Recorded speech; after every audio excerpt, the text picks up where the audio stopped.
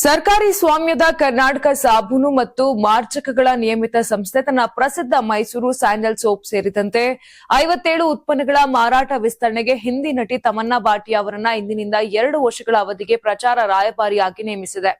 ಬೃಹತ್ ಮತ್ತು ಮಧ್ಯಮ ಕೈಗಾರಿಕಾ ಸಚಿವ ಎಂಬಿ ಪಾಟೀಲ ತಿಳಿಸಿರುವಂತೆ ಸಂಸ್ಥೆಯ ವಾರ್ಷಿಕ ವಹಿವಾಟನ್ನ 2030ರ ಒಳಗೆ 5,000 ಕೋಟಿ ರೂಪಾಯಿ ಮಟ್ಟಕ್ಕೆ ತಲುಪಿಸುವ ಗುರಿಯಾಗಿದೆ.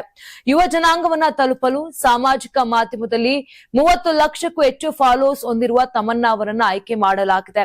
ಇದು ಉತ್ತರ ಭಾರತದ ಮಾರುಕಟ್ಟೆಯಲ್ಲಿಯೂ ಸಂಸ್ಥೆಯ ಉತ್ಪನ್ನಗಳಿಗೆ ಬಲವನ್ನ ನೀಡಲಿದೆ.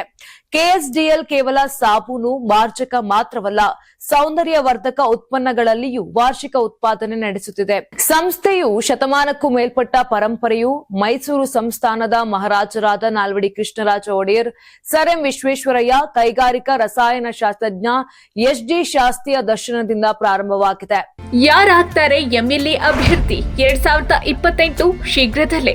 ಪ್ರತಿದಿನ ಒಂದೊಂದು ಕ್ಷೇತ್ರದ ಟಿಕೆಟ್ ಆಕಾಂಕ್ಷಿಗಳ ಸಂಪೂರ್ಣ ಮಾಹಿತಿ ಪೊಲಿಟಿಕಲ್ ಜರ್ನಲಿಸ್ಟ್ ಕೆಎಂ ಶಿವಕುಮಾರ್ ಅವರಿಂದ.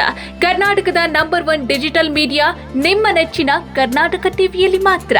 ನೀವು ಸಣ್ಣ ಆಗ್ಬೇಕಲ್ವಾ? ಅದು ಒಂದು ಉತ್ತಮ ಆಹಾರದಿಂದ ಸಣ್ಣ ಆಗ್ಬೇಕಲ್ವಾ? ಪ್ರತಿದಿನ ನಮ್ಮ ಜೀನಿ ಸ್ಲಿಮ್ ನ ಯೂಸ್ ಮಾಡಿ ಯಾವುದೇ ಸೈಡ್ ಎಫೆಕ್ಟ್ ಇಲ್ದಂಗೆ ನೀವು ಸಣ್ಣ ಆಗ್ತೀರಾ.